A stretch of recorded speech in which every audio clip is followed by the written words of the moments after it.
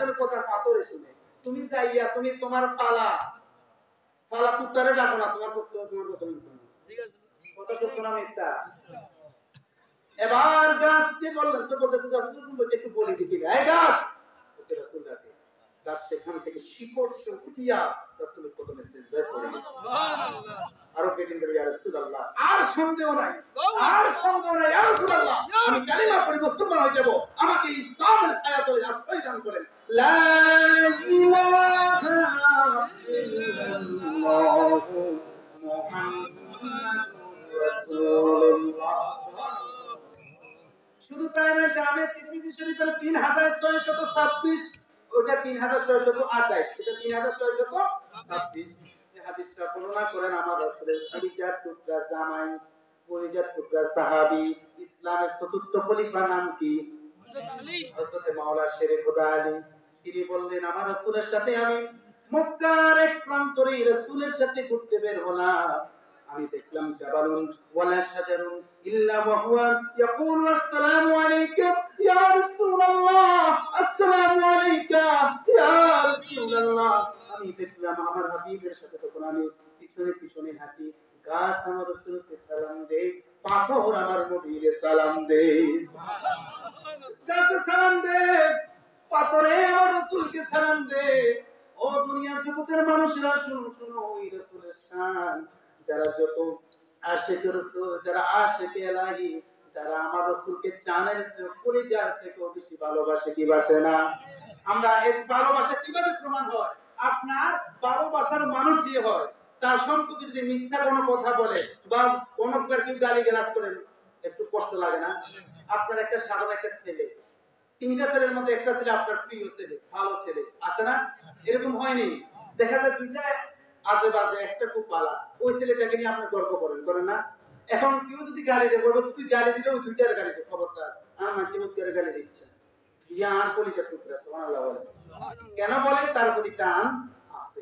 ঠিক তেমনি ভাবে আমার হাবিবের প্রতি আমাদের মহব্বত আর তাজিম, সম্মান, ভালোবাসা আছে। এই জন্য রাসূলের শান শুনলে আমাদের ভালো লাগে, রাসূলের বিরুদ্ধে কিছু বললে আমরা সহ্য করতে পারি না। এবার আসুন সূরা কমর, সহিহ আল বুখারী 3848 নম্বর হাদিস, আমাদের সুপরিচিত, আমরা সকলেই জানি। মক্কার কাফেররা আমার রাসূলকে বলেন, ও আব্দুল্লাহর পুত্র মুহাম্মদ, তুমি তো খেলা এতদিন জমিনের মধ্যে দেখাইছো, আজকে খেলাটা একটু আসমানে দেখাও। সুবহানাল্লাহ বলেন না? সুবহানাল্লাহ। এতদিন তো তুমি দুনিয়াতে এটা সেটা দেখাইছো, আচ্ছা আমরা যা শুনছি, এখন একটু আসমানে খেলাটা দেখাও। সুবহানাল্লাহ বলেন। সুবহানাল্লাহ। রাসূল কি পারবে না? আর যারা বলেন পারবে কিনা? আমার রাসূল সাল্লাল্লাহু আলাইহি ওয়াসাল্লাম বললেন, কি দেখতে চাও?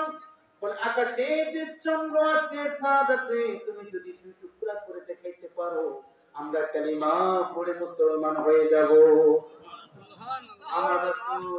আমার রাসূল হলো জমিনে, আকাশ কোথায়? কথা বলেন। উপরে। আমার রাসূল জমিনে, চাঁদ কোথায়? আকাশে। কত দূর কত দূর?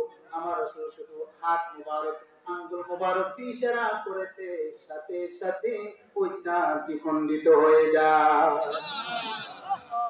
মক্কার কাফিররা বলেন, ইকতারাবাতিস সাআতু ওয়ান শাক্কাল কমার ওয়া ইন ইয়ারাউ আয়াতান ইউরাদু ওয়া ইয়াকুলু সিহরুন মুস্তামির। তারা কয় কিতা কয়, এতদিন জমিনে জাদু দেখাইছে, এখন মুহাম্মদের জাদু আসমানে উঠে গেছে। আউযুবিল্লাহ বলেন। এটা কি জাদু না শান? শান। এই শান যে শুনে সে মান পায়। সুবহানাল্লাহ। রাসূলের শান যত গাইবে, তুমি তত মান পাইবেন, সম্মান পাইবেন। আর যত বড় মুফতি, মুহাদ্দিস, আন্তর্জাতিক খ্যাতি সম্পূর্ণ মুফাসসিরে কোরআন রাসূলের শান যদি যারা পরিমাণ দস্তাবি করেন, আপনাকে দুনিয়াতে আমার আল্লাহ মরার 1 সেকেন্ড, 1 দিন, 1 মিনিট আগে হলে বেইজ্জতি করে আল্লাহ তাআলা আপনাকে মরণ দিবেন। আর আমার রাসূলের শান বর্ণনা করবেন, মরার সময় দেশে এসে কালিমা পড়ে পড়ে দুনিয়া থেকে যাবেন। সুবহানাল্লাহ। আল্লাহ বলে, আল্লামা জালালউদ্দিন আস-সুয়ুতি খাসাইসুল কুবরা প্রথম খণ্ড 384 নম্বর পৃষ্ঠার হাদিস। এখানে আমরা সকলে জানি হযরত মাওলানা শের খোদা আলী একদিন বসে আছে, আমার রাসূল শের খোদা আলী কোল মুবারকে, মাথা মুবারক রেখে ঘুমাইছে, শুনছেন না? এই ঘটনা শুনছেন না? এটা তো হাদিসের কিতাবে আছে, এটা জানেননি?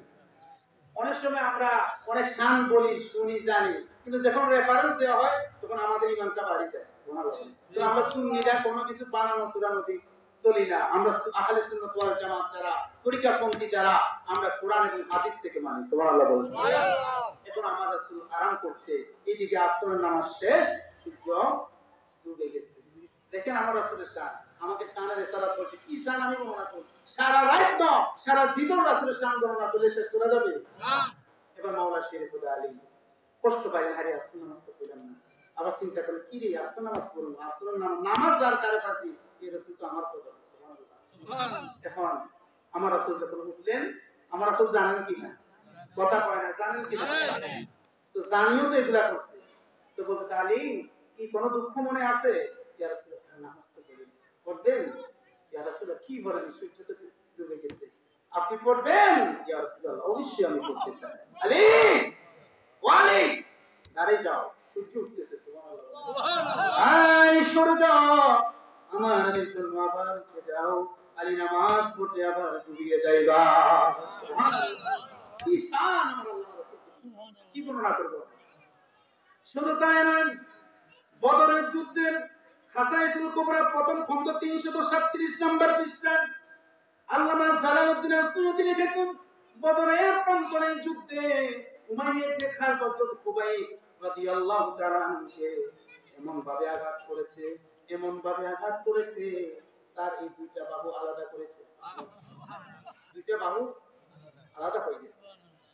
যুদ্ধ শেষ, আমার রাসূল খুবাইব রাদিয়াল্লাহু তাআলার সামনে এসে বললেন, কি রে, তোমার কি হয়েছে? ইয়া রাসূলুল্লাহ, আমার হাত তো কেটে ফেলেছে।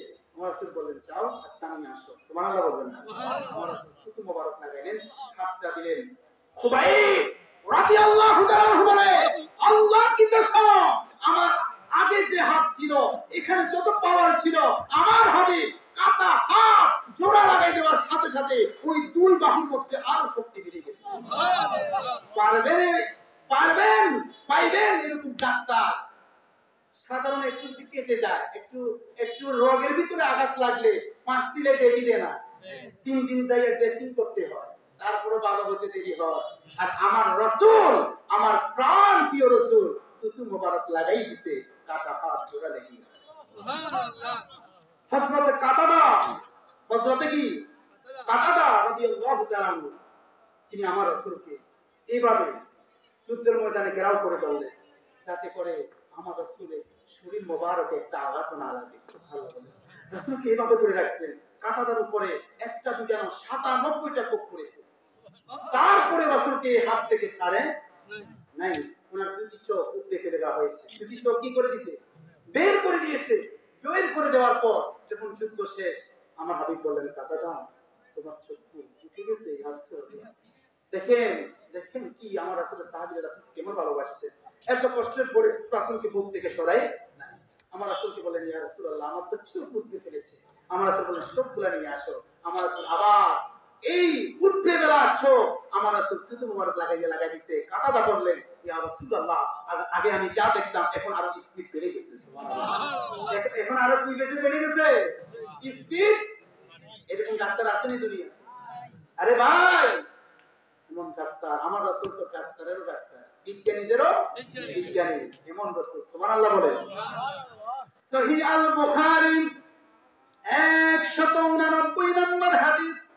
এবার আসেন আমার রাসূলের সাহাবায়ে কেরামেরা আমার রাসূলকে কেমন ভালোবাসতেন। সুবহানাল্লাহ। আরে এই শানগুলো যখন আমি পড়ছি হাদিসগুলা, আমি তখন চিন্তিত হয়ে গেলাম, আরে আজকে আমরা মিলাদ কিয়াম করলে যারা শিরক বিদআত বলে, আমার রাসূলের সাহাবীদের ভালোবাসা এগুলো যদি ওরা দেখতো, ওই সময় থাকতো, এরা আমার রাসূলের সাহাবীদেরকে আরো আগে বেদাতি করে দিত। কথা বলে ঠিক কি না? এমন রাসূলকে তাআযীম করতে ভালোবাসতে জানেন। সহিহ বুখারীর 189 নম্বর হাদিস। এখানে আমার রাসূল বলেন, ওয়াইদা তাওয়াদ্দান নবী সাল্লাল্লাহু আলাইহি ওয়াসাল্লাম কাদু ইয়াকতাবিলুনা আলা উযুহি। আমার রাসূল যখন ওযু করতেন, ওযু করার পর ওযুর যে পানি আছে, সাহাবায়ে কেরামেরা এই ওযুর পানি নেওয়ার জন্য প্রতিযোগিতা শুরু করে দিত। সাহাবায়ে কেরামেরা কি করতেন? ওযুর পানির জন্য প্রতিযোগিতা করতে। শুধু তাই নয়, হযরত সাঈদ ইবনে ইয়াজিদ রাদিয়াল্লাহু আনহু তিনি বর্ণনা করেন সহিহ আল বুখারী, এটা হলো 189, এটা হলো 190 নাম্বার হাদিস। তিনি বললেন, আমি অসুস্থ হলাম। আমি কি হলাম? অসুস্থ হয়ে গেলাম। আমার খালামণি, আমার আন্টি, আমার খালাম্মা আমার হাবিবের দরবারে আমাকে নিয়ে আসতেন। আর আসার পর আমাকে বললেন, ইয়া রাসূলুল্লাহ, আমার ভাগিনাটা অসুস্থ। আমার রাসূল ওযু করলেন, ওযু করার অবশিষ্ট পানি আমাকে খাওয়াই দিলেন। আমার মাথার উপর হাত মুবারক দিয়া আমার রাসূল দোয়া করলেন। আমি সাঈদ ইবনে ইয়াজিদ ঘোষণা দিলাম, আমার রাসূল ওযুর অবশিষ্ট পানি খাওয়ার সাথে সাথে আমি পূর্ণ সুস্থতা হয়ে গেলাম। আর বলে বলেন সুবহানাল্লাহ। আমার রাসূলের ওযু করা পানি খাইয়া সাহাবায়ে কেরামরা কি হয়? সুস্থ হয়। আর আমার বাংলাদেশের মুসলমানেরা আমার রাসূলের শান সহ্য করতে পারে? মুরব্বিরা আমার সহিহ আল বুখারী 376 নম্বর হাদিস। আমার রাসূল সাল্লাল্লাহু আলাইহি সাল্লাম যখন ওযু করত, ওযু করার পর সাহাবায়ে কেরাম তো পানিটা যারা পাইতো নিয়ে যাইতো, যারা পাইতো না তারা কি করতো? যারা পাইতো না তারা কি করতে জানেন? তারা আসতো, ফামানা সাওয়াবা মিনহু শাইআন তামাসসাহা বিহি ওয়া মান লাম ইউসিব মিনহু শাইআ। অন্যান্য সাহাবায়ে কেরামরা দৌড়ে আসিয়া বলতেন, ও আল্লাহর রাসূলের সাহাবায়ে কেরামরা, তোমরা পানি পাইছো নি? সুবহানাল্লাহ। তোমরা পানি পাইছো? হ্যাঁ, আমরা পানি পাইছি। আমি তো পাই নাই। সুবহানাল্লাহ বলেন। আমি তো পাই নাই, আমি তো খুব অসুস্থ। তুমি কোন হাতে? আহা, তারা আমার রাসূলের অবশিষ্ট পানিগুলা গায়ের মধ্যে লাগাইতো। সেরে বুঝছে না? সেরে সাহাবায়ে কেরামরা সেরে বুঝে না। সাহাবায়ে কেরামরা বেদাত বুঝে না। আমার রাসূলের পরিজাত টুকরা সাহাবায়ে কেরামরা রাসূল ওযু করার অবশিষ্ট পানি রাসূলের থুতু মোবারক পর্যন্ত গায়ের মধ্যে মালিশ করত। সুবহানাল্লাহ। ও মৌলভী, তুই থুতু ফালাইলে থুতুর মধ্যে গন্ধ বের হয়, আর আমার রাসূল থুতু ফালাইলে থুতু থেকে বেশি গাম করে কেরাম দেন। সুবহানাল্লাহ বলুন। এবার সাহাবায়ে কেরামরা এসে বলতেন, তোমরা কোন হাতের মধ্যে পানি লাগাইছো? বলতে, আমি ডান হাত বাম হাতে একটু মাত্র পাইছি লাগাইছি। তোমার হাতটা দাও না। আমি তো পাই নাই, তোমার হাতের মধ্যে আমার ওই পুরো পানিগুলা মালিশ করি। সুবহানাল্লাহ। কেমন তাজিম, কেমন ভক্তি ভালোবাসা। যারা ওযুর পানি পাইছে তারা তো মেসেজ করেছে, যারা পায় নাই যারা পাইছে তাদের হাতের সাথে ঘষাঘষি করে বরকত নিয়েছে। সুবহানাল্লাহ। শুধু তাই নয়, সহিহ মুসলিম শরীফের দ্বিতীয় খণ্ড 256 নম্বর পৃষ্ঠার হাদিস। আমার রাসূল সাল্লাল্লাহু আলাইহি সাল্লাম যখন চুল মুবারক আঁচড়াইতেন, চুল মুবারক আঁচড়ানোর সাথে সাথে সাহাবায়ে কেরামেরা আমার রাসূলের চারপাশে হাঁটতে এভাবে ধরে রাখতেন। সুবহানাল্লাহ। রাসূল চুল মুবারক আঁচড়াইতেন আর সাহাবায়ে কেরামেরা তারা বলতো, আমার রাসূলের যে একটা চুল মুবারক আমার মধ্যে থাকতো, আমি খুব মহব্বতে তাজিমে রাখতাম। সুবহানাল্লাহ। এভাবে হাত দিয়ে রাখতো। এই হাত দেওয়ার পর যার ভাগ্য তার হাতের ভিতরে একটা চুল পড়তো আর তারা বরকতের জন্য রেখে দিত। সুবহানাল্লাহ। আম্মা জান আয়েশা বলে, কেউ যদি অসুস্থ হইয়া আমার কাছে আসতো, আমার রাসূলের চুল মুবারক ভিজাইয়া পানি দিলে, ও পানি পান করলে আমার রাসূলের চুল মুবারকের তাজিম আর সম্মানে সে সুস্থ হইয়া যাইত। কেমন রাসূল আমার! সুবহানাল্লাহ বলেন। শুধু তাই নয়, হযরত ওমর ইবনে আব্দুল আজিজ, হযরত ওমর ইবনে আব্দুল আজিজ, যিনাকে ইসলামের পঞ্চম খলিফা বলা হয়, উনি ইন্তেকাল করবেন। ইন্তেকাল করার আগে আমরা ওসিয়ত করে যাই, এক একটা ওসিয়ত করে যায়, আর তিনি তার কর্মীদেরকে ওসিয়ত করে যায়, পরিবারের সদস্যদেরকে ওসিয়ত করে যায়। এটা আমার রাসূলের একটা নখ মুবারক আমার কাছে আছে, একটা চুল মুবারক আমার কাছে আছে। আমি যদি মরে যাই, আমার কাফনের ভিতরে আমার রাসূলের চুল মুবারক ঢুকাইয়া দিও। ও জগতের মানুষেরা, রাসূলের সাহাবীরা কি সেরে